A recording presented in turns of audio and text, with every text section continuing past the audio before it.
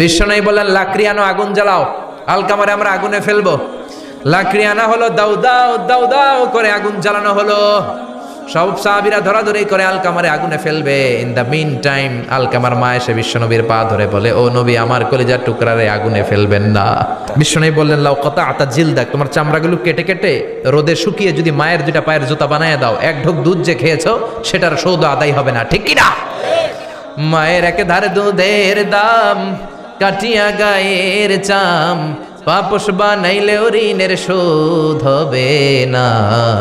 এমন দরদি ভাবে কেউ হবে না আমার মাগো, ঠিক কিনা? 10 মাস 10 দিন কষ্ট দিলাম, খবরদার। 3 কারণে মায়ের মর্যাদা বেশি। আবার বিশ্বনবীও বললেন বাবার চেয়ে মায়ের মর্যাদা বেশি।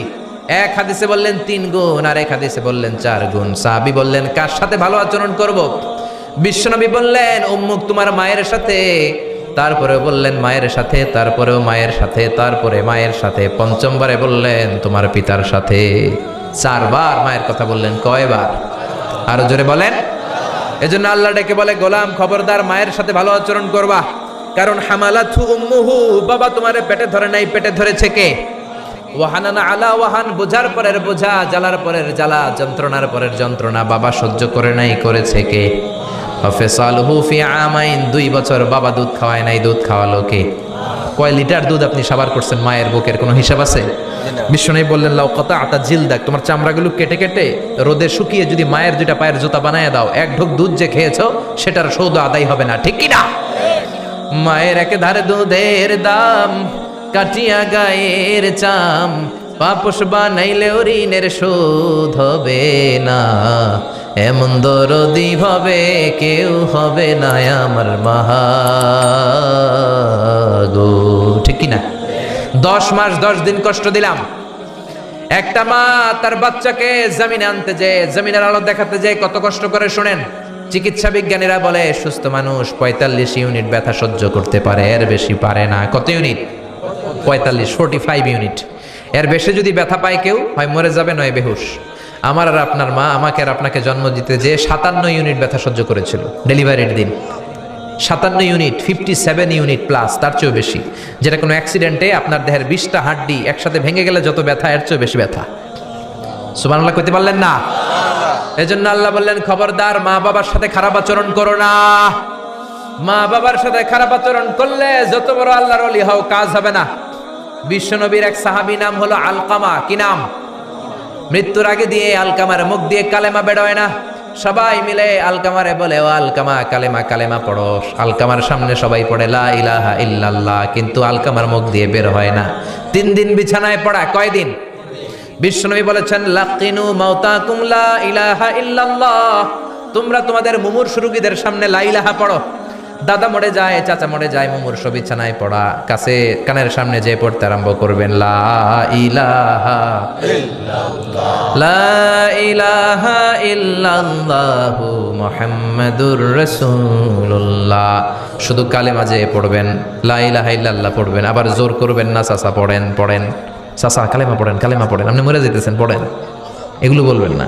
কারণ এরকম জোরাজোরি করলে এমনি তার রুহ বের হইতেছে, তার তো জান খারাপ। সে যদি রাগের মাথায় কয় না পড়ুম না, তাহলে ঝামেলা আছে না নাই? শুধু কানের সামনে যে মোলায়েম কণ্ঠে পড়তে আরম্ভ করবেন লা ইলাহা ইল্লাল্লাহ, লা ইলাহা ইল্লাল্লাহ, তাতেই সে বুঝে যাবে, ঠিক কিনা?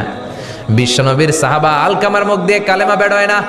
সুহাইবকে পাঠালেন, বেলালকে পাঠালেন, 2 জন যে আলকামার কানের সামনে কালেমা পড়ে, কিন্তু কালেমা বেরোয় না।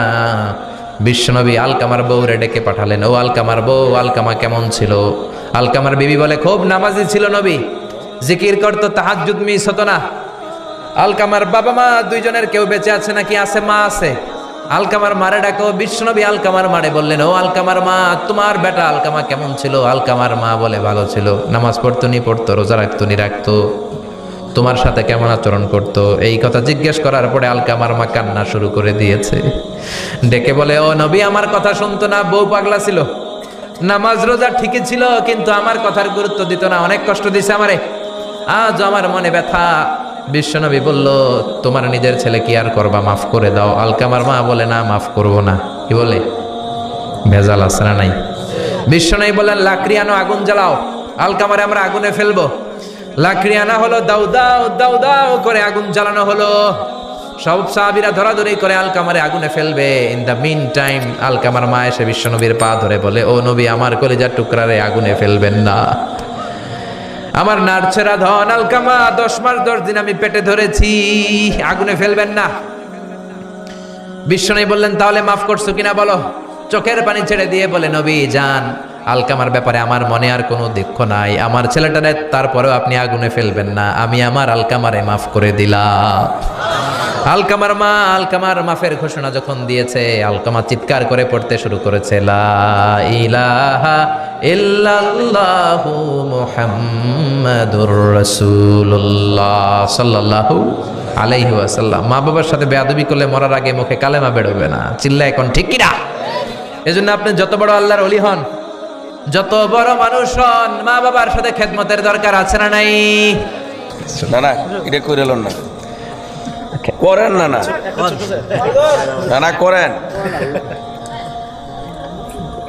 আমি জ্বালায়া, আমি আপনার কথা হনলে উস্তায় না, আসলে কথা। আচ্ছা, একটা বাংলা ইসলামী সঙ্গীত আপনাদেরকে শোনাচ্ছি। আচ্ছা। হাজার ব্যথা বেদনার পরে ফিরে আসনি তুমি আপন ঘরে, দিনের আলো তুমি ছড়িয়ে দিতে চলে গেলে মদিনায় মক্কা ছেড়ে। হে রাসূল তোমাকে ভুলি আমি কেমন করে, হে রাসূল তোমাকে ভুলি আমি কেমন করে। খেয়ে না খেয়ে দিন প্রচারের কাজে নিজেকে দিয়েছ বিলিয়ে, তাইফের কাফিরেরা চিনল না সে আলো, দুষ্ট ছেলেদের পিছু দিল লেলিয়ে। পাথরের আঘাতে ক্ষত বিক্ষত হয়ে সারা শরীর থেকে রক্ত ঝরে।